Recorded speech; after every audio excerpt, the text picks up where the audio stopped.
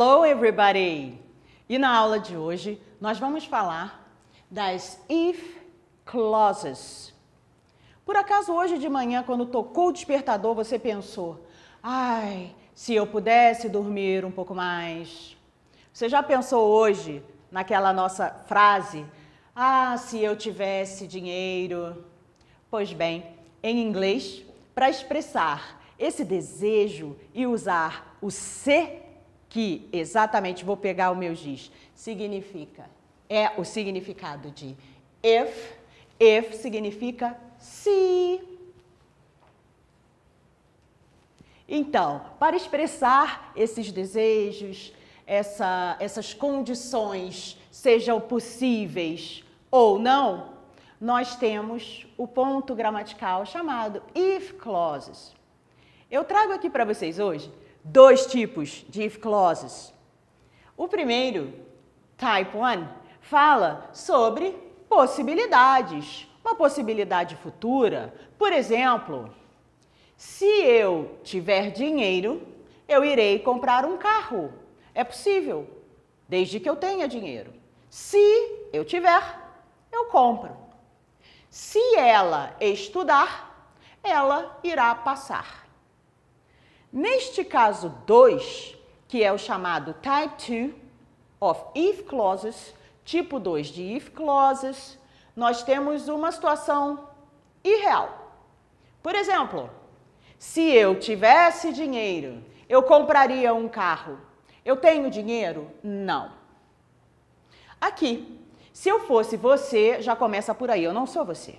Mas se eu fosse, eu procuraria um novo trabalho. E agora eu vou ensinar a estrutura gramatical das if clauses. Acompanha comigo. Type 1, o tipo 1, que se refere a uma possibilidade no futuro, algo que é possível, eu tenho a seguinte estrutura. Eu começo com o if, que é justamente o se, a pessoa, no caso eu, e find, se eu. Depois da pessoa, do sujeito, eu vou entrar com o verbo no presente, no simple present. Então, se eu tiver dinheiro, if I have money. Vou botar uma vírgula, porque eu tenho aí uma pausa nesse discurso. Essa vírgula é importante para separar a oração que tem o if e a oração que não tem. Eu entro, então, com o futuro do will. Lembrando, will significa irei, irá, iremos, certo? Então, eu irei comprar um carro. Lembrando, se eu tiver, eu irei, certo? No segundo caso, eu estou falando dela, não estou falando mais de mim.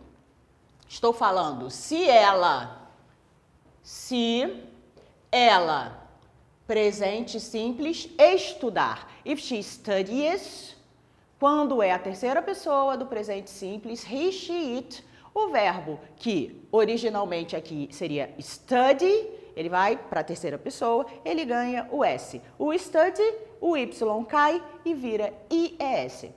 If she studies hard, se ela estudar bastante, com afinco, vírgula, she will pass the exam. Ela vai passar na prova.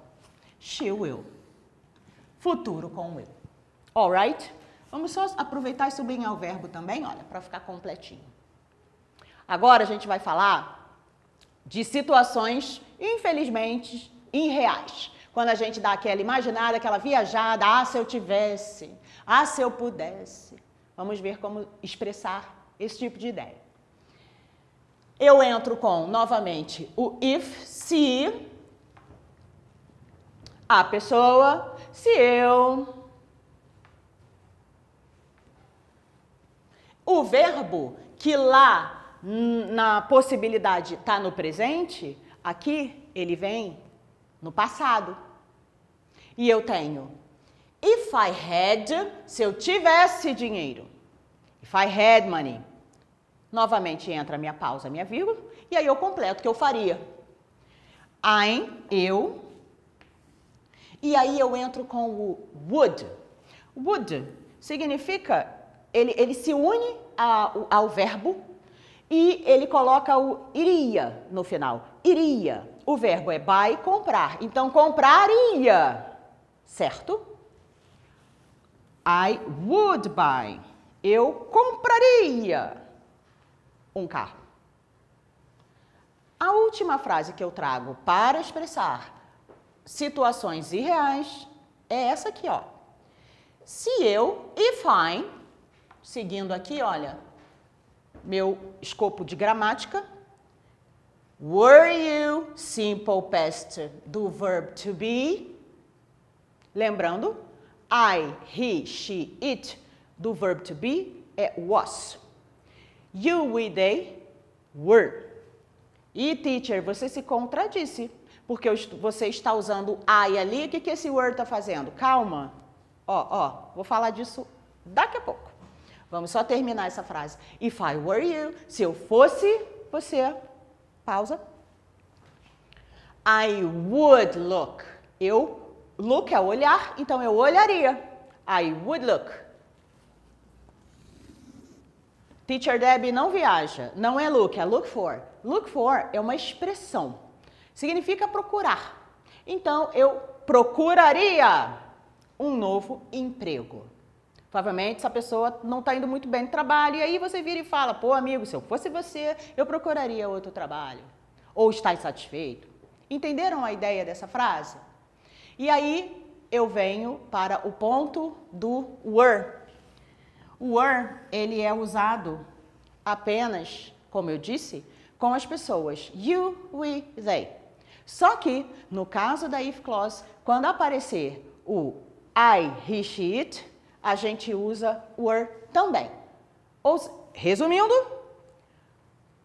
were para todo mundo, apenas no caso do verb to be. Vou fazer uma setinha para remeter a minha explicação. Teacher, eu bem já vi numa música falando if I was, if he was. Sim, você viu? Porque a música, a série, eles apresentam um contexto da língua informal. E é comum, quando a pessoa fala, ela usar o was, como ela usaria normalmente, sem se preocupar com o fato de ser uma if clause e ter esta norma de usar o were. Então, se for num contexto mais formal, a gente entra com essa regra da gramática. Se não for e você escutar numa música, tudo bem, sem grilo. Lembra que estamos falando de uma forma de expressão mais informal e por isso você vai encontrar não só esse caso, como outros, como abreviações, como outras formas não tão fechadas de se falar. Bom, pessoal, eu espero que vocês tenham entendido e aprendam, de uma vez por todas, como expressar as if clauses, que são o se eu, de forma possível no futuro, ou expressando uma situação irreal. Bye bye, guys. See you later.